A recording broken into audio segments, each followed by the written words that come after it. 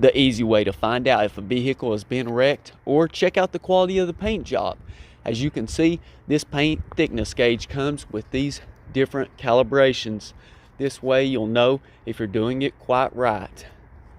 Now you can see, you can check out the microns, or you can just as well change the units to mils.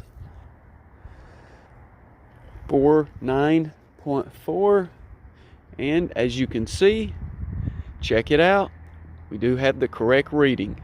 Now we can go ahead and begin. Alright, so I prefer not to use micron but mils. So what I'll do is go back to the menu. Then all you got to do is go into measure,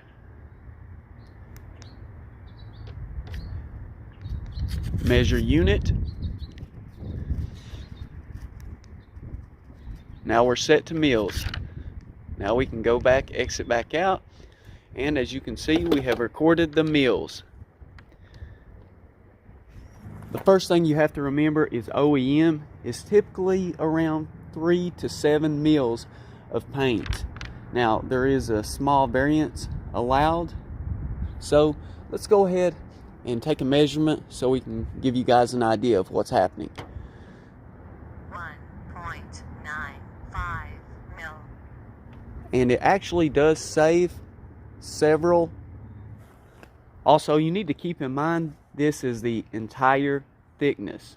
So paint thickness and the entire clear coat, base coat, primer, you know, everything down to the substrate, which it actually can tell you what the substrate is. It can do chrome on steel, it can tell you ferrous and non-ferrous. So you can see here, FE is for the mark, and this way you'll know. It also saves 1,500 data points, which is pretty great, and it'll even show a graph as well. So if you do believe that something else has been changed, or it's just been a small correction, then you can check that out. You want to check a few different points, and like I said, there can be a small variance, but very small variance. Typically, I would say about 1, depending on how good a quality the paint job actually is. Even for the manufacturer, it's not going to be 100% perfect all the way around. 1.94. And keep in mind, inside door jamb, thinnest area of paint.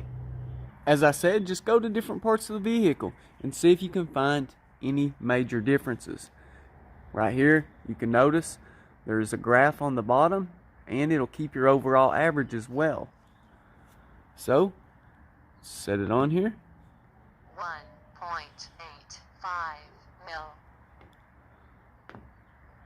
1.83 mil.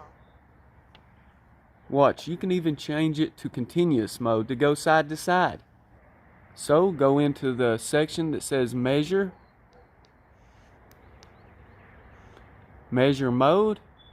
You want to click this. Okay. And CTN is continuous. You want to check an area continuously, you can just slide over, but you obviously don't want it to be something that you could damage, so you want to definitely be very careful. And you may not want to do this part on your vehicle. We'll give you an idea of any major changes, and as you can see, you're just barely laying on there. I'm not applying any real pressure or anything of that nature. As you can see, we're on the other side, the top of the vehicle. 1.93 mil. 1.93 mil. Okay guys, as I was saying, if you see any large differences, then you definitely want to check out and see what's going on with the vehicle, see if it's been wrecked. For example, if you have a variance of more than a couple on a brand new vehicle, then there's definitely an issue, because it should not have that problem. Or it could be just a really bad paint job. I mean, that's possible, but if it's a high quality vehicle, you should not be having that issue unless there's been work done to the vehicle. As always guys, remember, I'll include this down in the description if you guys want to check it out more.